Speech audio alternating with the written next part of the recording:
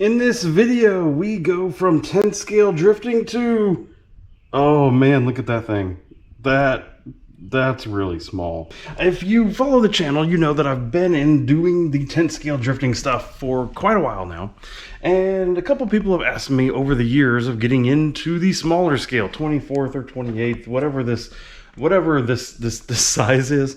And I've been hesitant. Been really hesitant. I don't really like working on small stuff. But Kenny from Live.To.Drift, the guy that dreamed this stuff up, sells this whole 3D printed kit, chassis. It's everything that you see right here, plus a couple little spare bits in the box, for $100.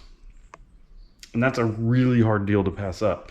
But I need more than just this to get this up and running. So I contacted Brad from the RC Supremacy, and I bought this really nice shirt from him. I also got from him, I needed a body, so I got this Mini Z, Kyosho Mini Z Challenger body that I need to figure out how to paint. Got a couple little scale accessories. I fortunately already had a Hex Slider Mini Gyro, a spare Futaba receiver, and then I bought one of these, which is claimed to be an ESC, and it plugs into the receiver, and it has a place for a battery. I don't have a battery that uses this plug, except I have a little 1S LiPo that I have from an airplane. So we're going to use it to just try to get stuff started, but it's charging up there. But clearly I'm going to need, I think a 2S LiPo is what we're looking for here on this. But the smallest one that I have is that big.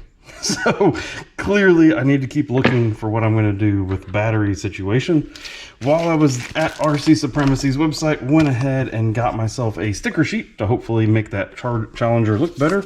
And he sent along some others there. So I clearly have a build ahead of me, kind of an assembly, I actually have no clue what I'm getting myself into here, if I'm honest. So I am going to start by just trying to plug all of the things together, see if it powers on, make sure that this is actually bound to my radio, see if I can actually get the wheels to spin and the servo to turn and for it to act somewhat like a drift car. This is where we're going to start. Now the good news here is that my Hex Slider Mini is already set up for some of these mini plugs, because these mini servos use different plugs. So the good news is it's already set up for it. So the servo can just plug right in, and it already had an adapter from it to both the channel 1 and channel 3 of the receiver. So that is good. And I've used the Hex Slider before in 10 scale drift car and I really enjoyed it. So I'm hoping that it'll do good in this scale as well. Now, like I said, this needs to somehow get plugged into the motor, and we have to figure out which one's which. If I look at this little 1S LiPo, then it makes me guess it is a male. So I'm guessing the female here is power.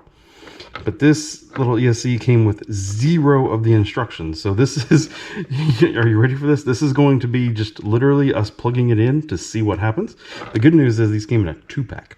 So even if it fries, we have, okay, nothing sparked. Okay, motor's not hooked up, so I don't have to worry about the car running away. All I'm going to look is flip the power on and see if everything lights up or not. Oh, look at that. Things have light. Now, of course, they're not connected. I don't even have the radio on, but that is really good news. I plugged it into the right thing. Everything lights up. We are making progress already. Oh, look at this. So, bound the receiver to the controller, and now we have steering, and left is left and right is right. That is good news right off the box. And if you wiggle the gyro around, it is working. So I have gain, I have steering. So far things are looking really good. I need to figure out how to make this motor plug into this ESC. Those are clearly not the same connector, so let me see what we have about that. Okay, I'm going to admit to you, I've spent way too long on the internet trying to figure a adapter that went between these two, and honestly I was about to just get the soldering iron out and snip the plugs off and just solder them together, because soldering is not that hard. I have a whole video if you need to know how to soldering, let me know. But then I looked, and in the spare things that Kenny sent was this itty bitty little plug, and I was like, well, what in the heck is this thing good for? You can slide it on this one, and then, oh Troy, you're an idiot, all you have to do then is plug this in, haha, and then that looks like it is plugged in. Probably a little shaky. I think long term probably soldering is a much better idea. And maybe I'll put, at least at minimum right now, some heat shrink around it to make sure that holds together, because that does not feel like a very strong connection. But moment of truth, we're going to fire everything up. Gyro initializes, gyro still turns. Now let's see, do the wheels do the thing? Oh, they try. They're backwards. Oh, oh, look at that. Reverses forward and forward. Barely moves. Ah, so all I gotta do is reverse channel 2 and things spin. Look at this. I'm gonna go ahead and just admit that I have no idea how people put all of the electronics in these things, and I haven't even considered what the body looks like once it's on there yet, if I'm honest. Definitely a novice at this. But I have just double-sided taped everything kind of in place, and everything looks like it works. So I'm gonna put it down on the ground and let's see if it moves. Oh, it lost the wheel. But it drifts! It drifts! It does the thing! It does the thing!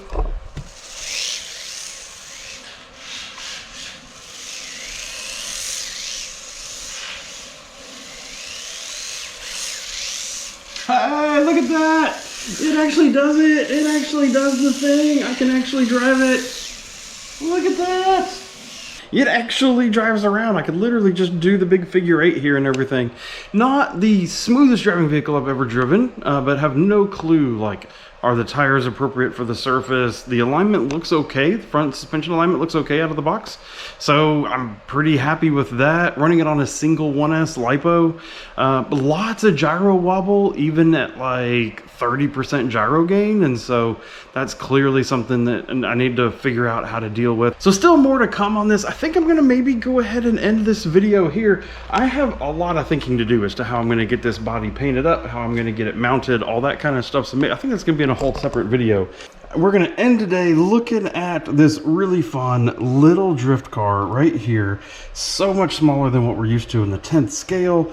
Clearly, I still have some more work to do with it to get it all dialed in, get a body on it, get it ready to run. Again, shout out to Kenny from Live.To.Drift for sending me this and getting me started in this, and Brad from RC Supremacy for the shirt, the body, and all the other inevitable parts that I'm going to need for this thing. So thank you folks for watching. I'm going to be starting Micro Drift playlist coming up over here to your right. So if you're curious about anything else I've done with it, go over there and check that out.